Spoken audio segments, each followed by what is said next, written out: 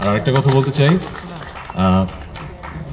পৃথিবীর বিভিন্ন দেশে সেলিব্রিটিদের মিলন মেলা দেখা যায়, পাপারাজ্জি দেখা যায়, বাংলাদেশে কিন্তু এই কালচারটা নাই, দেখা যায় না। কোনো স্টারের বাসায় সবাই দাওয়াত খেতে যাচ্ছে, বেরোচ্ছে, পাপারাজ্জি ব্যাপারটা হয় না। সো আমি বলতে চাচ্ছি, মেগাস্টার শাকিব খানের বাসায় দাওয়াত চাই, সবাই আমরা এরপরে যেন ওনার বাসায় যে পার্টি করতে পারি।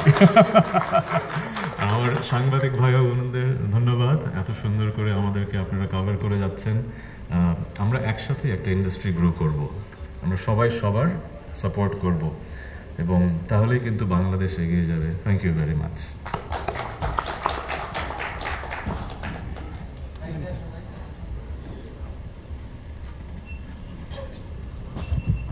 অসংখ্য ধন্যবাদ আমাদের ভালোবাসার সঙ্গীত শিল্পী অভিনেতা তাহসান খান এবং রিমার খারলেন পরিবারের নতুন সদস্য, এবং আমরা চাই যে সবসময় আপনি আমাদের সঙ্গে থাকেন। দাওয়াত মঞ্জুর হলো কিনা এটা বোধহয় বক্তব্যে জানা যাবে। আজকে আমাদের যিনি আসলে মধ্যমণি, তিনি যে পোশাক পরে এসেছেন তার সঙ্গে এটা খুব যায়, মানে সবুজ, এবং তাকে নিয়ে অনেক কিছু বলার নেই, যেহেতু বারবার প্রোগ্রাম করতে হয় আমি একটু কনফিউজড হয়ে যাই যে কখন কি বলবো। বাই দ্য ওয়ে, এবার আমন্ত্রণ জানাতে চাই আমাদের মেগাস্টার এবং সেই সাথে